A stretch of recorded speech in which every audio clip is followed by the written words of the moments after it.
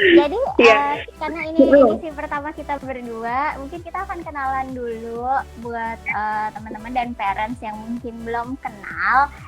Jadi Lindi ini dan saya tuh dulu teman kuliah sebetulnya.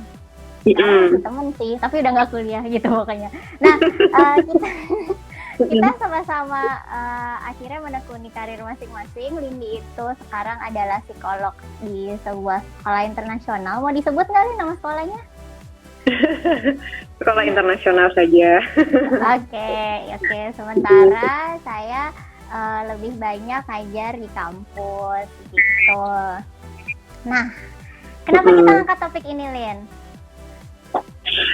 Karena kita sedang menghadapi situasi yang jelas tidak mudah ya. Kita terpaksa harus menerima kondisi pandemi COVID-19 ini, dan dampaknya luar biasa ya, terutama bagi keluarga gitu. Bagi keluarga artinya bagi orang tua, parents, dan juga anak-anak di rumah. Seperti itu, Maria. Ya, nah dampaknya yang kita rasain sebenarnya salah satunya adalah emosi yang cukup naik turun ya kan, sering marah, sering bete, bosen, dan apalagi Lin. Betul, itu emosi-emosi yang sepertinya sering sekali timbul ya dalam kondisi seperti ini gitu, karena kan terpaksa ya kita harus stay at home, kita sebagai parent harus mungkin ada yang WFH, dan sekaligus juga harus membimbing anak-anaknya di rumah, dan tidak seperti di waktu-waktu yang biasa semua harus berkumpul di rumah dan menjadi lebih jarang untuk keluar rumah, sehingga kebosanan, kemudian karena kita sering ketemu akhirnya timbul pergesekan gitu ya, dan itu menimbulkan emosi-emosi yang negatif seperti itu, Maria. Ya betul, gitu, saya sendiri ngalamin loh Lindi. Tapi iya. Jadi awal-awalnya memang terpaksa kan, 1 bulan pertama lah tuh terasa banget ya.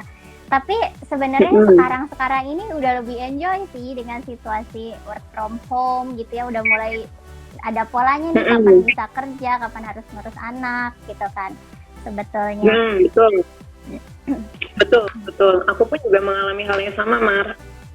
Aku mengalami hal yang sama sebagai parents di rumah, ketika harus work from home, sekaligus juga harus bimbing anak-anak yang juga masih harus sekolah online. Itu sama sekali tidak mudah gitu, karena kita harus bagi waktu, bagi pikiran, bagi energi, dan itu yang membuat jadinya kita mesti belajar untuk meregulasi emosi sendiri gitu ya, Maria. Iya, benar banget. Dan kami berdua tuh sering banget ya dapat chat atau dapat telepon dari teman-teman yang cerita bahwa mereka tuh aduh stres banget nih, terus akhirnya jadi kayak marah-marah ke anak gitu kan, karena harus ngerjain ini, harus ngerjain itu, terus anaknya tiba-tiba ribut, berantakin mainan, nggak mau makan, kayak gitu-gitu ya sebenarnya. Jadilah kita terpikir untuk ngomongin ini nih, gimana sih sebenarnya caranya supaya kita bisa regulate emosi sementara kita menghadapi anak, karena kan nggak mungkin ya kita karena beban kita sendiri terus jadi kita marahin anak atau malah kita nyuekin, itu kan sebenarnya nggak fair karena bukan salah mereka gitu kan sebenarnya. Nah inilah kenapa gitu ya Lin, kita harus ngomongin ini. Dan sebenarnya kalau kenapa penting juga karena anak-anak kan belajar sebenarnya dari kita ya, cara untuk bisa mengontrol emosi, gimana mereka mengenali emosi, gimana mereka bisa manage kalau misalkan marah, sedih. Kalau happy sih kayaknya nggak usah belajar, mostly jago ya untuk ngelola dan mengekspresikan ya. Tapi kalau udah marah, sedih, takut, cemas, apalagi nih ya khawatir sama ya, apalagi yang down ya, yang mood swings itu tuh yang aduh agak tricky. Dan mereka tuh emang ngeliat kita sih, kalau kita marahnya gimana ya mereka niru gitu. Dan sebenarnya kami juga udah membuktikan ya, karena anak-anak kita kebetulan ikut gitu cara marahnya. Sialnya nggak sadar, tapi ya udah itu proses pembelajaran kita sih sebetulnya ya sebagai parent gitu. Terus ada dampaknya nggak sih sebenarnya untuk diri kita sendiri nih, misalnya kita nggak bisa manage emosi? Mm-mm, betul. Ketika kita tidak bisa memanage emosi, artinya kita tidak sadar gitu ya, ada emosi-emosi tertentu yang kita rasakan, lalu kemudian kita menganggap bahwa sudahlah, tidak ada penyelesaiannya, tidak ada solusinya, lalu kita repress gitu ya. Ketika kita merepress, pada satu saat emosi itu akan meledak gitu, dan itu bahaya juga ya buat diri sendiri dan juga orang lain di sekitar kita gitu. Karena sesuatu yang di repress kan itu sebenarnya sesuatu yang dipaksakan, ditekan gitu kan. Sama seperti emosi gitu, ketika ditekan dan tidak diselesaikan atau tidak dikelola dengan baik, pada akhirnya nanti akan menjadi masalah-masalah gitu ya, entah itu masalah yang berkaitan dengan perasaan kita ketika kita berkomunikasi dengan orang lain, perilaku kita sendiri kepada orang lain, kepada keluarga, kepada anak-anak terutama, seperti itu. Nah, itu yang menjadi bahayanya ya, Maria. Bener, dan kalau misalkan parah banget tuh banyak juga yang pada akhirnya bisa jadi kayak masalah mood gitu ya, ada yang depresi karena ditekan gitu. Betul, jadi bisa menjadi depresi dan sepertinya banyak gangguan-gangguan secara psikologis yang bisa terjadi gitu loh, gangguan kecemasan, kemudian tadi ya masalah depresi gitu ya, itu kalau sudah sangat parah gitu ya, lalu juga bisa menyebabkan keluhan-keluhan fisik juga bisa, Mar. Iya benar-benar. Gitu. Ada sih pernah sering dengar juga kan yang kayak misalnya bilangnya punggungnya sakit atau perutnya sangat sakit, tapi diperiksa dokter sebenarnya nggak ada apa-apa gitu ya, ternyata masalah psikologis gitu. Betul. Dan ini gitu, kita nggak ingin ya ini terjadi gitu ya, makanya kita harus belajar. Betul banget gitu, dan karena kan Ellen, sebelum gimana? Karena dulu aja. Ini agak nge-lag ya kayaknya ya di tempatku ya. Kan sebenarnya fisik kita itu juga tergantung dari bagaimana otak kita bekerja ya. Bagaimana otak kita bekerja termasuk benar. Untuk emosi kan diprosesnya juga di otak kita gitu ya. Jadi ketika kita punya masalah-masalah emosi, ada masalah-masalah tertentu yang berhubungan dengan stres, emosi dan sebagainya, itu bisa sangat berpengaruh terhadap kondisi fisik kita. Seperti itu, Mak. Ya, oke, betul. Oke, sebelum kita lanjut, kita mau sapa-sapa dulu. Hai teman-teman dan parents semua yang udah join. Makasih ya sudah meluangkan waktu untuk dengerin obrolan kita sore ini. Terima kasih supportnya. Mudah-mudahan ini bisa bermanfaat ya buat parents kalian, buat teman-teman yang sudah join hari ini. Gitu, maaf muka saya nggak kelihatan. Gak apa-apa, sore merdu kok. Lin, ini kalau dilihat dari list viewersnya kayaknya ada juga Oma Opa loh, Lin. Kita harus sapa juga. Hai Oma Opa yang udah meluangkan waktu buat dengerin kita. Mungkin mereka juga perlu belajar untuk mengelola emosi ngadepin. Zaman sekarang kan banyak ya anak-anak yang diurus sama Oma Opanya karena emang mami dan dedinya harus kerja kan. Iya, termasuk saya ya, Mar. Iya benar. Saya juga sering nitip. Betul, dan jadi gimana, Mar? Jadi terima kasih banget buat oma-oma juga yang meluangkan waktu, karena ini pasti demi cucu-cucu tercinta juga ya. Betul sekali gitu ya. Sangat-sangat appreciate oma opa juga masih ingin tahu, pengen belajar juga gitu ya. Kita sendiri pun juga masih belajar, jadi kita belajar bersama ya, Mar ya, sebenarnya hari ini. Iya, benar-benar sebenarnya belajar bersama, karena sejujurnya kita walaupun udah lulus jadi psikolog ya tetap harus belajar tentang self care, tentang gimana regulasi emosi ini, karena ya belajar itu kan nggak pernah berhenti ya, nggak cukup dengan teori-teori yang ada di buku-buku besar itu sebenarnya, tapi prakteknya itu yang lebih susah sebenarnya. Praktek lebih susah dan butuh waktu, butuh kedisiplinan, konsistensi. Wah, butuh perjuangan yang jelas sih, Mas. Iya, benar.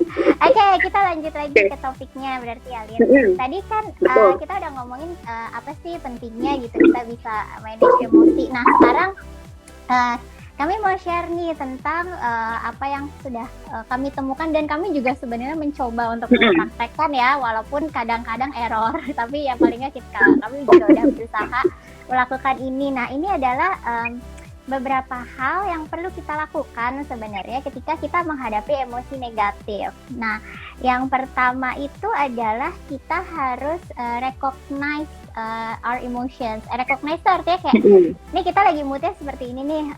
Ketika misal tiba-tiba jadi turun emosinya atau naik, kita tuh harus mengenali gitu. Jadi kita harus ngeh bahwa state emosi kita berubah nih gitu. Nah, itu yang pertama, kita harus recognize gitu kan. Nah, yang kedua itu kita understand. Nah, jadi ketika ini berubah, nah perubahannya kayak apa? Apakah moodnya naik atau moodnya turun gitu kan? Apakah ke kiri atau ke kanan ya, pokoknya gitu ya. Kita harus mulai memahami diri kita dan kita mulai mikir nih, tadi apa ya yang terjadi sehingga mood kita berubah gitu. Apa yang terjadi, apa yang menyebabkan, atau siapa mungkin triggernya sehingga emosi kita berubah, atau ada suasana apa, ada situasi apa yang akhirnya menyebabkan si emosi kita ini mengalami perubahan tertentu gitu. Jadi tadi yang pertama kita menyadari adanya perubahan, yang kedua kita memahami ya, understanding what happened gitu ya, sehingga berubah gitu. Nah, yang ketiga ini yang kadang-kadang orang lupa ya, dan kita sebenarnya perlu nih ngajarin ini juga ke anak-anak, itu adalah labeling. Jadi kita ngasih nama emosinya. Tadi kalau misalnya moodnya emosinya turun, apa ini?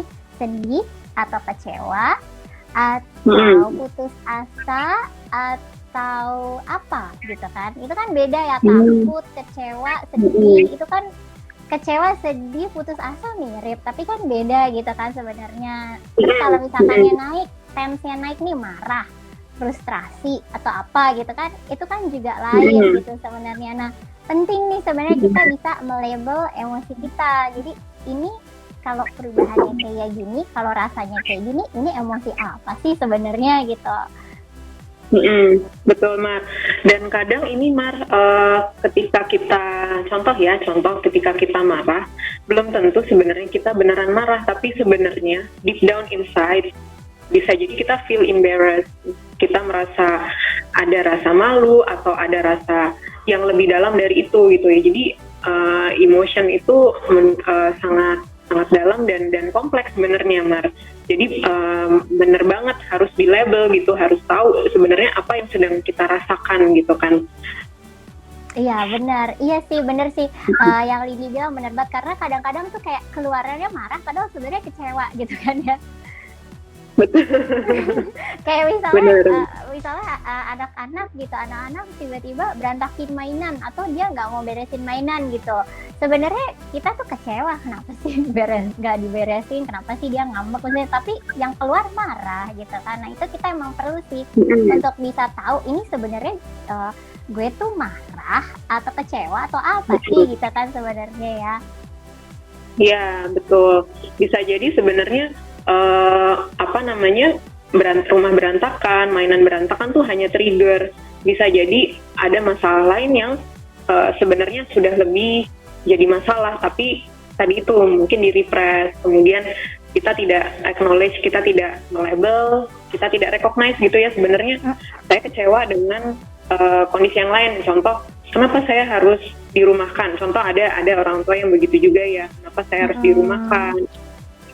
Jadi masalahnya mungkin bukan karena anak yang ngeberantakin mainannya, tapi ada masalah lain di balik itu. Gitu ya, Maria? Iya, benar. Udah gitu yang sering kejadian juga sebenarnya masalahnya sama pasangan tuh. Saya sering banget tuh dengar cerita. Sebenarnya ketika dia marah banget sama anaknya, cuman ketika stres sebenarnya bukan anak yang jadi problem, tapi pasangannya, kerjaannya gitu kan, tuntutan dari kantor kayak gitu-gitu. Ya bener sih. Jadi kadang-kadang yang ada di sekitar kita yang tampaknya menjadi trigger sebenarnya bukan masalah utama gitu ya. Nah itu kan jadinya kayak sebenarnya nggak fair ya kalau misalnya jadinya kita marah-marah sama anak tapi bukan salah dia sebenarnya. Kasihan. Iya, dia jadi tempat ini ya, jadi istilahnya tempat kita melampiaskan kemarahan ya, dan cara kita melampiaskan jadinya jadi tidak tepat sama sekali ya Mar ya. Iya, benar-benar. Udah gitu kan, kenapa seringkali juga anak-anak yang menjadi sasaran karena mereka kan emang figur yang di bawah kita ya, lebih lemah dari kita. Iya. Kita bete sama atasan nggak mungkin kan, kita marah-marah sama atasan kita gitu sebenarnya kan. Benar. Jadinya anak yang kena gitu ya. Iya. Ada lagi ada benar. masalah di kantor. Ya, nah oke, itu tadi kita udah bahas 3 ya, tadi regulating, understanding, and labeling. Nah, yang keempat kita perlu expressing. Nah, kayak tadi yang Lili udah bilang, ya tak boleh nih di-repress.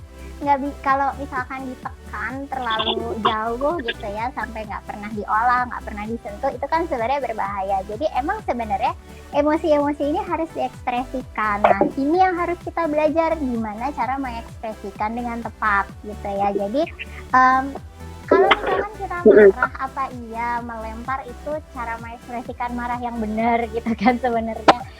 Nah, lalu kalau kita mengekspresikan tuh ini Silin, salah satu yang aku belajar dari pengalaman juga ya. Kita harus tentuin goal kita mengekspresikan itu apa gitu. Apakah emang kita goalnya untuk menyakiti orang lain gitu sehingga kita bisa marah-marah sampai nyinyir banget gitu ya, atau sebenarnya kita mengekspresikan kan yang sehat itu adalah supaya emosi kita keluar terus permasalahannya terselesaikan gitu kan. Sebenarnya yang sehat tuh kayak gitu kan. Nah, cuman emang sering sekali cara mengekspresikannya nih yang suka kita kayak lose control gitu sih ya. Biasanya sih nggak sadar terus langsung jadi guilty feeling kan kalau misalkan marah atau sedih yang nggak terkontrol gitu. Betul Mar, dan mungkin itu juga karena tadi kita belum berusaha untuk pertama recognizing ya yang tadi Maria bilang, kemudian kita nggak berusaha untuk memahami, understanding sebenarnya saya marah karena apa gitu. Nah, perasaan apa yang saya hadapi saat ini? Apakah saya benar-benar marah karena anak saya atau karena hal lain? Karena itu jadi berantakan ya Maria efeknya ya. Iya, benar-benar. Karena emang untuk bisa akhirnya mengekspresikan dengan cara yang sehat dan tepat itu emang kita harus melalui proses-proses yang sebelumnya. Kita emang harus recognize, kita understand dulu kenapa, harus ngapain, harus bagaimana sebaiknya gitu. Kita harus melabel dengan tepat emosinya emosi apa nih gitu kan. Baru kita bisa expressing dengan cara yang benar gitu sebetulnya. Nah, terus yang terakhir nih, yang paling seru paling seru tapi paling susah, yaitu si regulating emotion gitu ya. Regulating itu artinya kita sebenarnya mengolah emosi-emosi yang kita alami. Nah, nanti Lindi akan kasih ini ya, practical best practice-nya tuh gimana sih sebenarnya untuk kita bisa melakukan ini semua. Oh ya Lin, sorry, sebelum kita lanjut, parents atau oma opa teman-teman semua kalau misalkan ada yang mau tanya, boleh langsung diketik aja ya di Q&A-nya ya. Ya, betul, di icon Q&A silahkan diketik aja pertanyaannya. Nanti setelah penjelasan selesai kita akan coba ini ya, ada Q&A ya Maria. Ya, betul. Oke, Lini, boleh dilanjutkan tadi sih regulating emotions nih, gimana nih Len? Oke, kita mau masuk ke regulating emotions ya. Oke, nah jadi regulating emotions tuh kita perlu kasih tahu bahwa ini adalah sesuatu yang perlu dilatih, tidak hanya sekali dipraktekkan lalu menjadi bisa meregulasi emosi. Ini sangat membutuhkan latihan, membutuhkan kesabaran, dan proses evaluasi juga gitu loh. Kalau kita sudah melakukan ini, apakah cukup berhasil, apakah saya sudah menemukan inti permasalahannya, seperti itu. Nah, jadi sebenarnya ada dua bentuk ini ya, coping strategi ya, cara meregulasi emosi itu ada dua cara besar gitu ya. Nah, tapi tergantung dari tujuannya. Tadi yang seperti Maria sampaikan, apakah untuk meredakan emosi kita saat itu atau untuk problem solvingnya gitu, menyelesaikan permasalahannya gitu. Nah, yang pertama adalah emotion focus coping strategy. Ya, apa itu ya? Jadi strategi yang digunakan untuk meredakan atau mengurangi emosi atau perasaan yang negatif gitu. Nah, ini biasanya terjadi nih kalau kita lagi marah banget, sedih banget,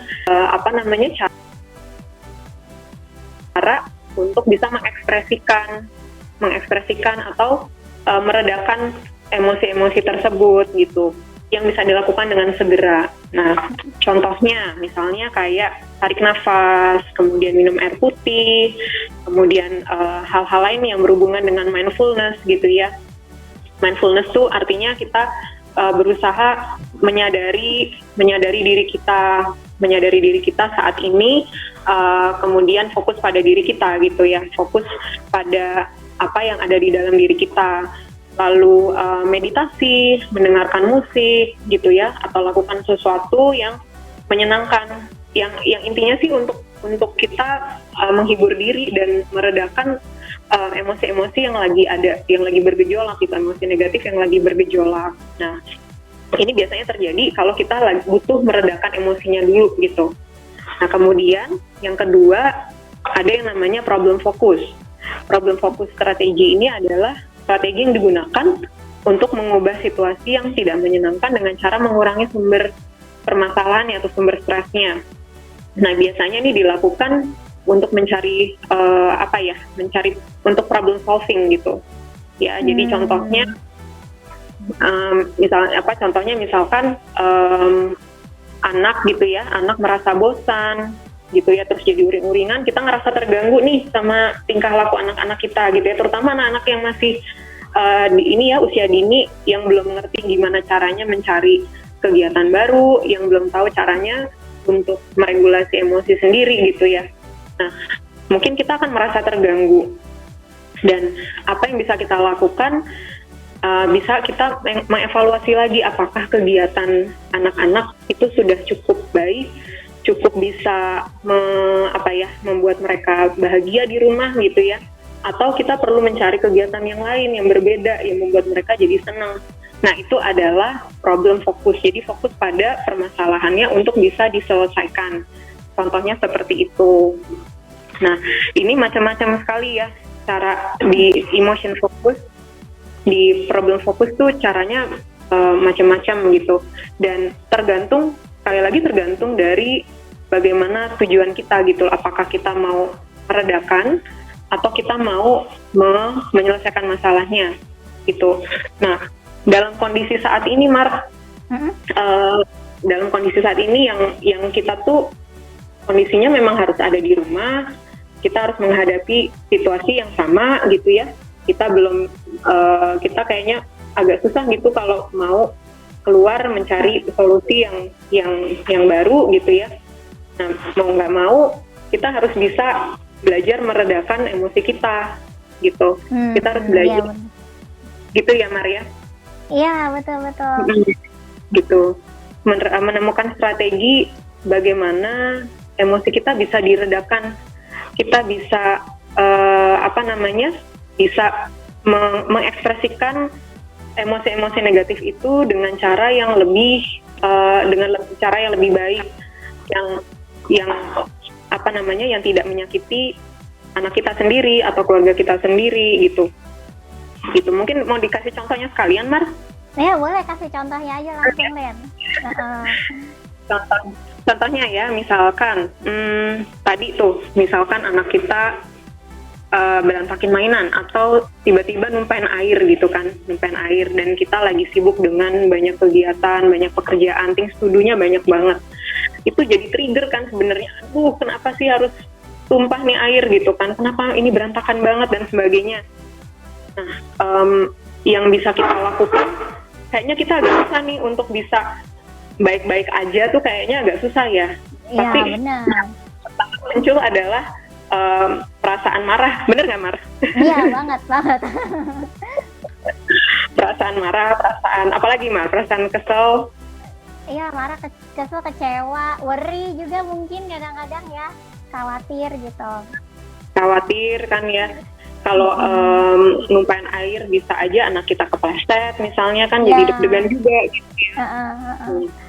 Hal-hal seperti itu.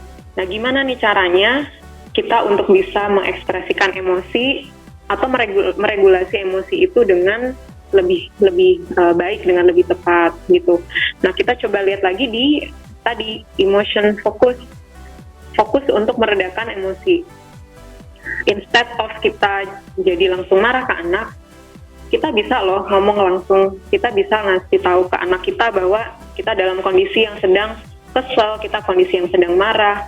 Dan perlu diingat lagi bahwa kita sebagai parents adalah guru buat anak ya. Jadi anak melihat bagaimana orang tua gitu kan, mencontoh bagaimana perilakunya orang tuanya sendiri gitu. Sehingga kita perlu memberikan contoh juga yang tepat. Nah, kita bisa komunikasikan gitu loh bahwa aduh, mama lagi marah banget nih ya, mama kesel banget. Kira-kira apa yang bisa kita lakukan nih? Apa yang bisa mama lakukan supaya mama bisa mereda? Misalnya seperti itu ya kata-katanya. Jadi kita mengajak anak kita untuk mencari solusinya bersama. Nah, tapi kayaknya untuk langsung ke situ kayaknya juga nggak gampang ya, Maria. Iya, benar. Susah juga tuh tiba-tiba. Tapi ini menarik soalnya ada yang nanya nih. Emang nggak apa-apa ya bilang ke anak kalau kita lagi ngalamin emosi negatif? Nah, tadi ya kita kan sebagai orang tua itu adalah cerminan kepada anak gitu ya. Anak melihat kita dan kita perlu bisa jujur gitu ya, jujur tapi juga yang berusaha untuk jujur dalam artian yang lebih diplomatis gitu ya. Tapi tetap apa adanya gitu, tetap kita kasih tahu bahwa ya mama sedang marah, dan itu juga baik buat anak supaya anak juga belajar untuk mengekspresikan emosinya dengan jujur gitu. Kalau dia marah ya ngomong marah, kalau dia lagi seneng dia bilang aku lagi seneng gitu. Dengan seperti itu anak akan terbiasa ketika dia punya masalah, ketika dia ada sesuatu yang dia pendam, dia bisa terbuka gitu sama orang tuanya karena orang tuanya sendiri juga mau terbuka sama anak. Kira-kira gitu sih Mar, gimana menurut Maria nih? Iya ya, benar juga ya kalau misalkan kita bisa ngomong ke anak jujur tentang perasaan.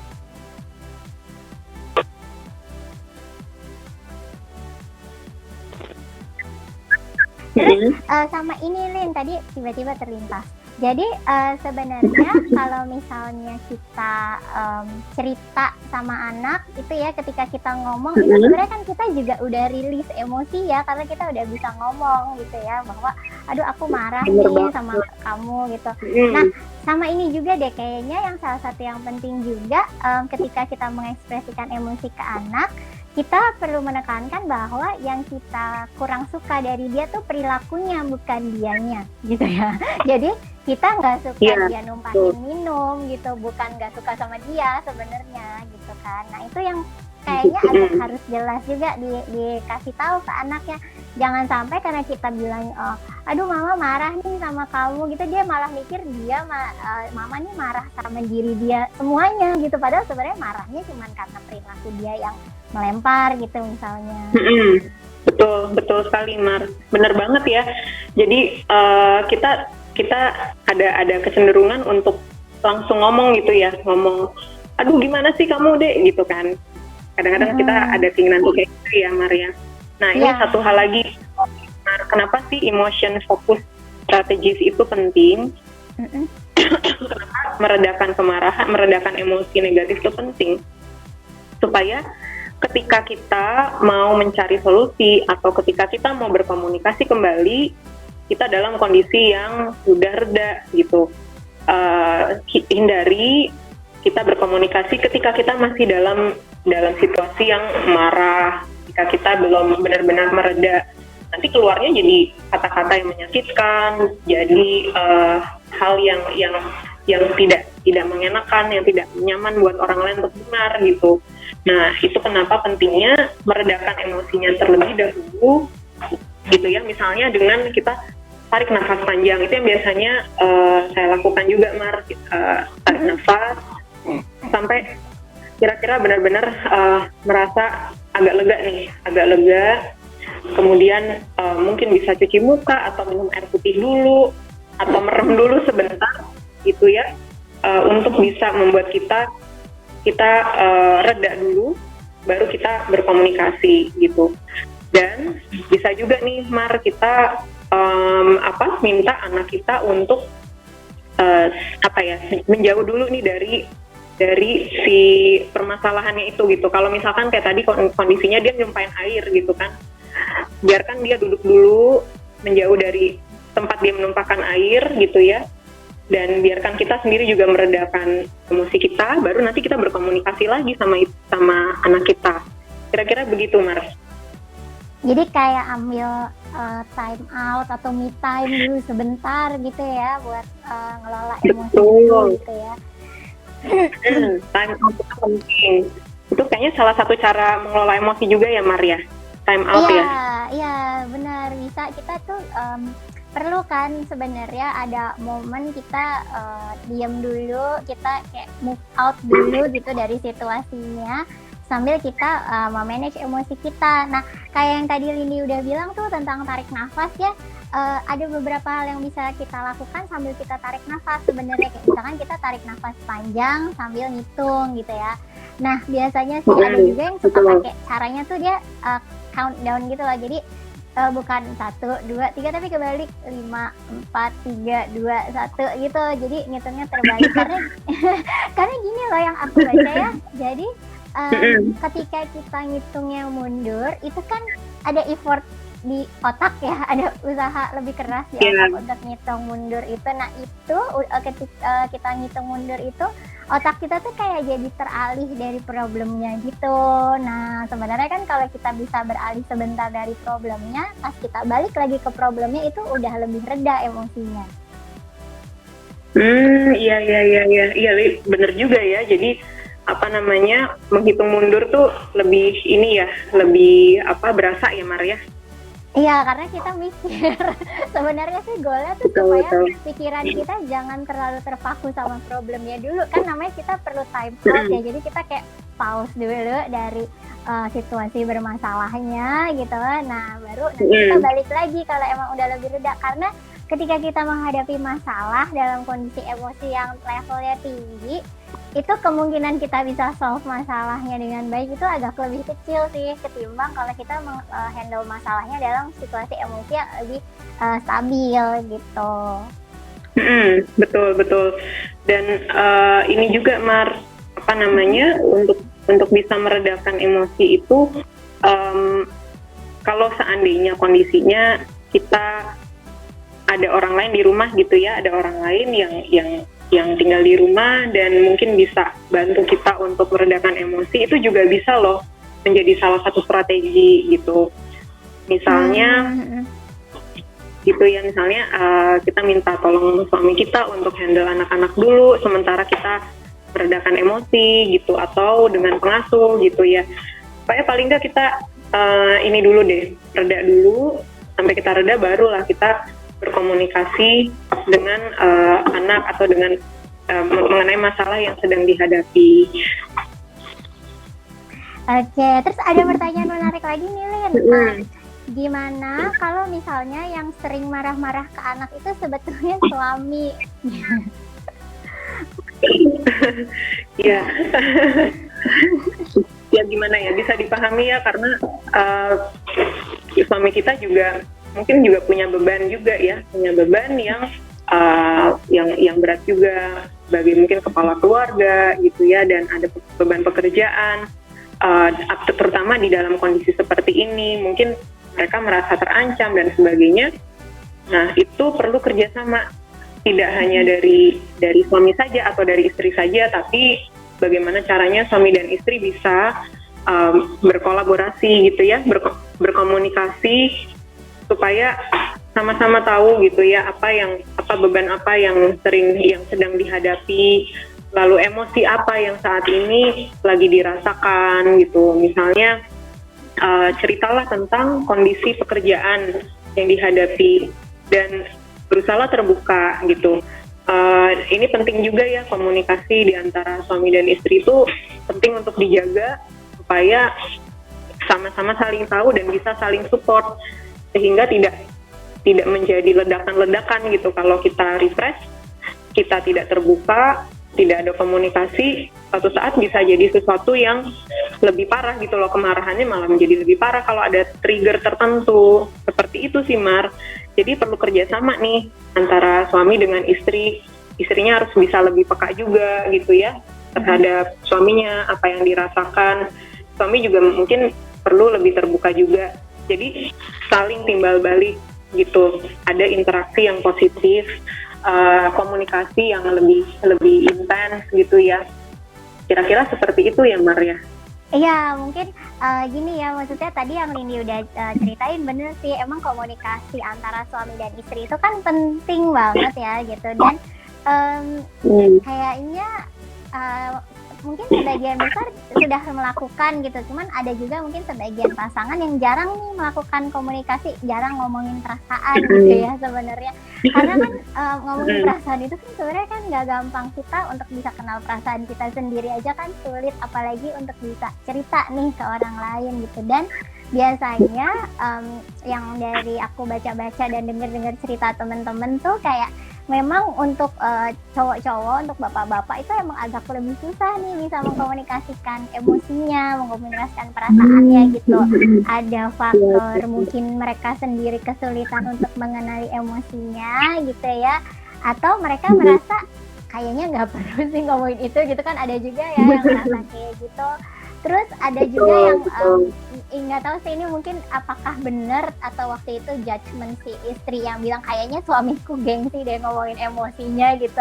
Ya mungkin juga sih ya, karena ya suami kan emang ada pride-nya juga kan sebenarnya. Nah ini tadi salah satu key-nya yang Lindi udah bilang adalah peka ya, sebagai istri juga perlu peka gimana perasaan dan emosinya suami. Dan kita juga sebenarnya bisa ini sih mulai latihan dan membiasakan diri untuk saling terbuka itu tadi, karena memang lebih banyak bapak-bapak tuh susah untuk cerita-cerita ya kalau nggak ditanya. Kalau cewek-cewek kan kayaknya emang naturally suka banget ngomongnya, kalau ditanya apa sih hobinya Maria sama Lindi, ngomong kayaknya gitu ya kan?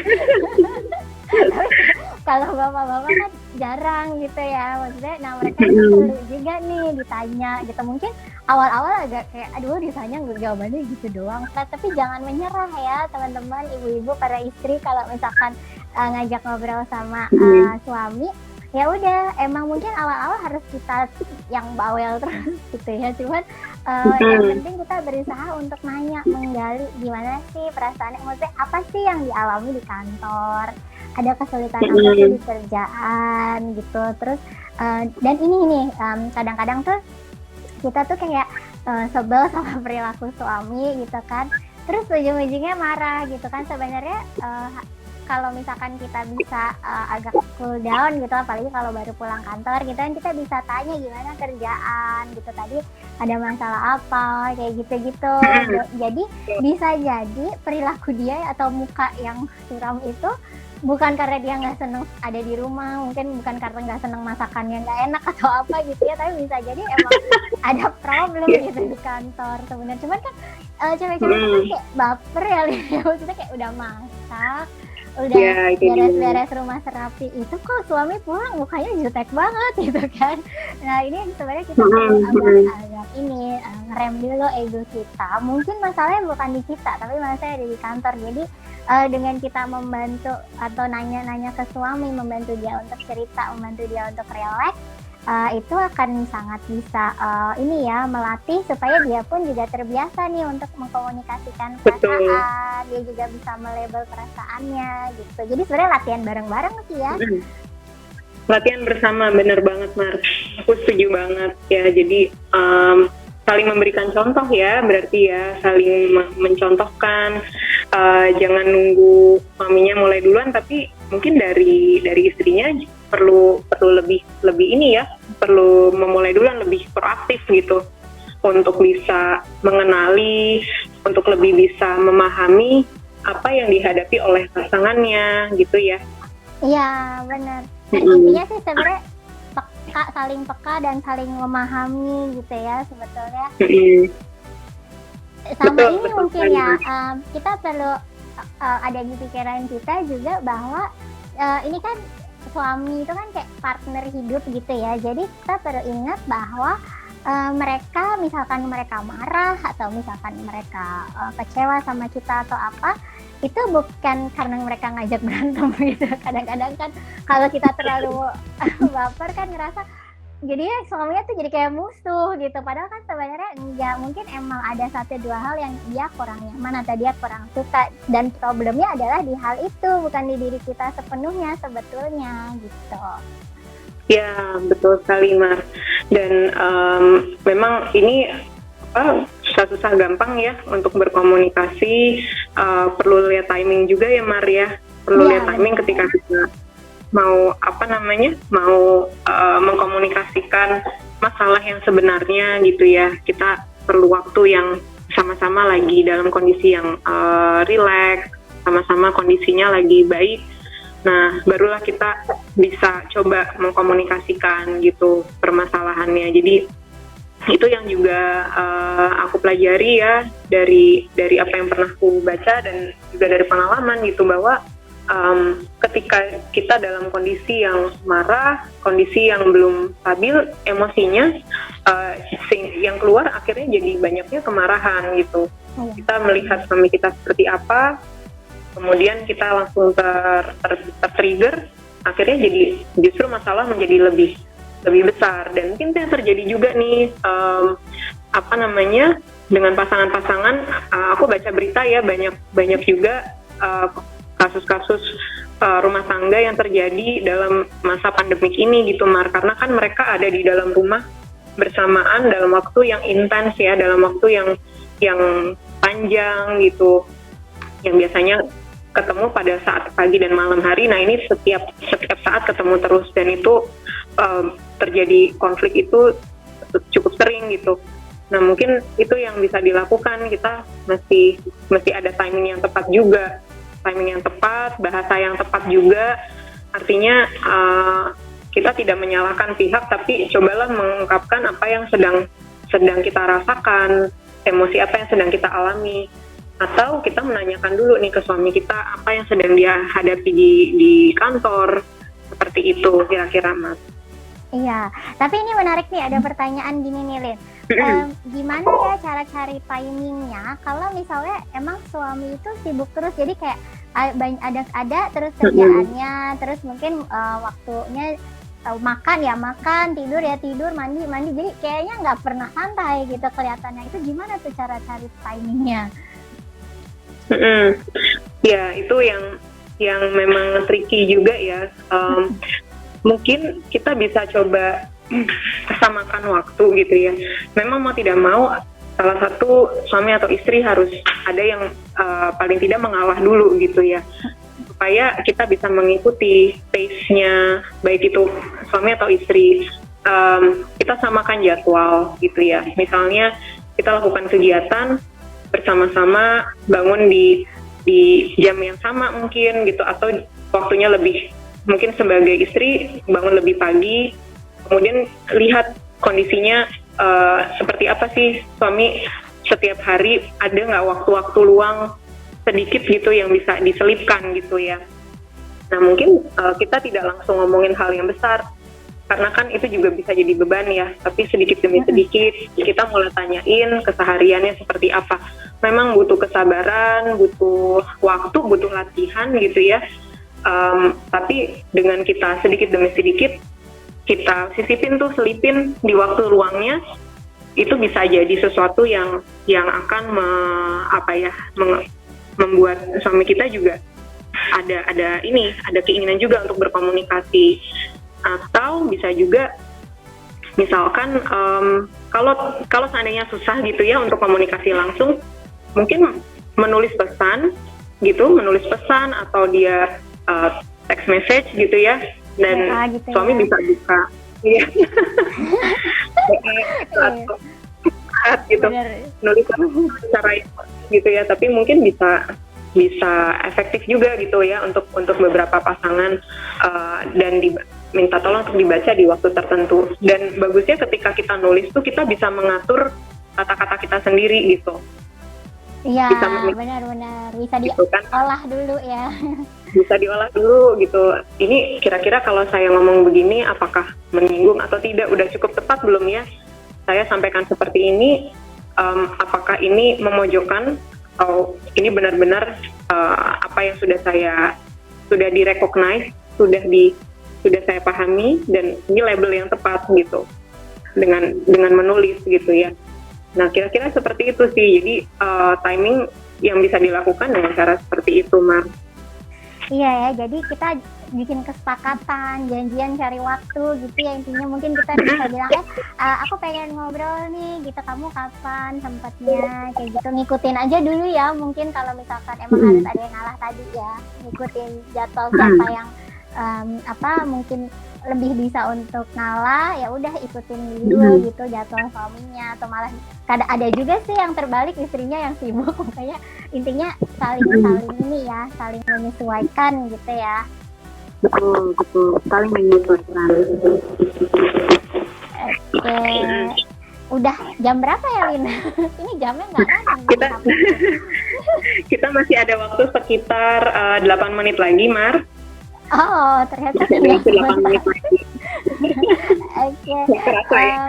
Iya, nggak kerasa, ngobrolnya seru. Nah, oh iya, Mar,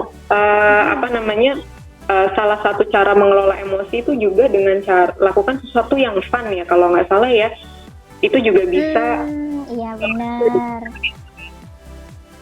Iya benar, lakukan sesuatu dan ini bisa langsung kita lakukan, misalkan kita lagi marah, terus kita langsung misalnya nyanyi gitu kali, fun, atau meluk anak gitu ya, sebenarnya itu bisa dilakukan dengan segera gitu, itu untuk meredakan emosi ya, Lin ya, bisa ya. Betul untuk sesaat gitu ya, untuk tadi ya emotion focus, meredakan emosi bisa dengan lakukan hal yang fun yang tadi Maria sudah sebutkan. Dan mungkin untuk jangka panjang, ketika kita merasa bahwa sepertinya problem yang sedang dihadapi belum bisa langsung diselesaikan nih, butuh waktu juga nih gitu ya untuk bisa diselesaikan. Misalnya ada masalah suami dengan istri gitu ya, mengenai anak-anak dan sebagainya, coba cari sesuatu yang membuat kita cari sesuatu yang baru, hobi baru gitu ya. Misalnya contohnya ada yang sukanya tiba-tiba pengen bercocok tanam, atau yang pengen memasak, nyoba-nyoba resep baru, atau ada yang sukanya bikin konten yang positif ya, yang jelas ya di sosial media gitu. Nah dengan cara itu kita jadi mengalihkan gitu pikiran kita, sampai kita bisa lebih reda, kita bisa menemukan diri kita yang lebih emosinya lebih sehat gitu ya, emosi lebih sehat dan lebih baik juga untuk berpikir kira-kira apa yang bisa saya lakukan untuk menyelesaikan masalah gitu. Nah jadi do something fun yang bisa dilakukan dengan sesegera mungkin, dan do something fun yang bisa mendevelop kita sendiri gitu, mengembangkan diri kita sendiri gitu ya, Maria. Iya, benar-benar. Dan kita mau ngingetin juga ya bahwa ini prosesnya nggak instan, memang untuk kita bisa belajar meregulasi emosi gitu ya, emang perlu latihan gitu ya. Terus kita coba review sedikit, karena kayaknya ada beberapa viewers yang agak terlambat ya munculnya. Jadi tadi caranya sebetulnya yang pertama adalah kita kalau disingkat ternyata singkatannya ruler. Baru sadar. Iya lucu juga ya, ruler. Iya, recognizing, understanding gitu ya, terus labeling, kemudian expressing dan regulating. Jadi kita ingat-ingat ini poin-poin yang cukup penting yang harus kita lakukan ketika kita mengalami emosi negatif dan harus segera berhadapan sama anak gitu. Nah, kalau emang nggak bisa melakukan semuanya sekaligus, minimal kita di poin 1, 2, 3 dulu aja gitu ya. Kita recognize, kita understand, dan kita label gitu minimal. Karena kan mungkin untuk meregulate emosi nggak secepat itu ya sebenarnya kadang-kadang ya, apalagi kalau ini jadi hal baru yang belum biasa gitu. Kalau untuk orang-orang yang sudah terbiasa mungkin dalam sekejap dia langsung bisa nih si ruler ini gitu. Tapi kalau yang belum biasa mungkin perlu latihan dari poin 1, poin 2 dulu gitu ya, baru kita lama-kelamaan akan bisa melakukan semuanya dalam sekejap gitu. Betul banget Mar, betul banget, berarti butuh proses banget ya. Kita latihan dulu dengan tadi dulu yang paling penting adalah recognizing, understanding, dan labeling itu ya. Minimal itu dulu lah gitu ya. Oke. Itu catat. Oke. Ada lagi Mar yang mau disimpulkan?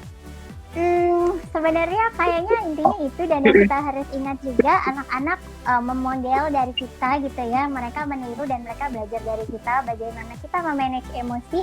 Jadi perlu juga mereka tahu bahwa emosi-emosi negatif itu wajar untuk dialami, dan mereka perlu tahu bahwa emosi negatif bukan masalah sebetulnya, tapi ini bisa dihandle, tinggal gimana cara untuk menghandle-nya itu yang kita perlu latih bareng-bareng sebenarnya. Dan jujur sama anak tentang emosi negatif kita itu nggak apa-apa sebetulnya, yang penting dia tahu bahwa emosi negatifnya bukan karena dia gitu, tapi mungkin karena ada situasinya atau ada perilakunya yang kurang tepat gitu, Lin.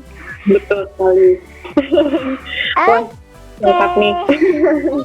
Kita mau ucapin terima kasih buat semua yang udah join dari awal sampai akhir ataupun yang nyusul. Pokoknya kita makasih ya untuk semuanya.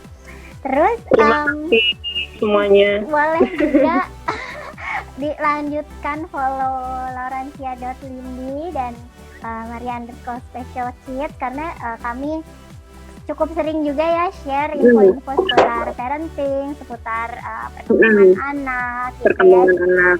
Ya, siapa tahu ada yang bisa dipelajari gitu. Betul. Mungkin ini juga Mar, kita minta bantuan dari viewers gitu ya, untuk ngasih ide gitu ya, masukan tentang hal-hal apa sih yang pengen dibahas gitu ya, hal-hal yang berkaitan dengan parenting ya Mar ya, terutama ya. Iya. Nah, kalau misalkan sekarang belum kepikiran, boleh DM aja nanti ya, Lin ya. Iya betul. Silakan DM aja ke Maria_special_kids atau ke Laurencia.Lindy gitu. Oke, terima kasih banyak Lindy, terima kasih banyak untuk semuanya. Sampai terima ketemu kasih, lagi. Maria. Kita akan ada edisi berikutnya nggak ya, Lin? Ada ya mungkin ya. Iya, nanti kita kabari ya kalau ada sesi berikutnya. Dan masukan-masukan dari viewers, dari teman-teman, parents semuanya akan bermanfaat nih buat kita bikin sesi yang berikutnya ya Mar ya. Iya benar. Oke, Terima makasih kasih banyak ya semuanya. Dadah. Sampai bertemu lagi. Dadah.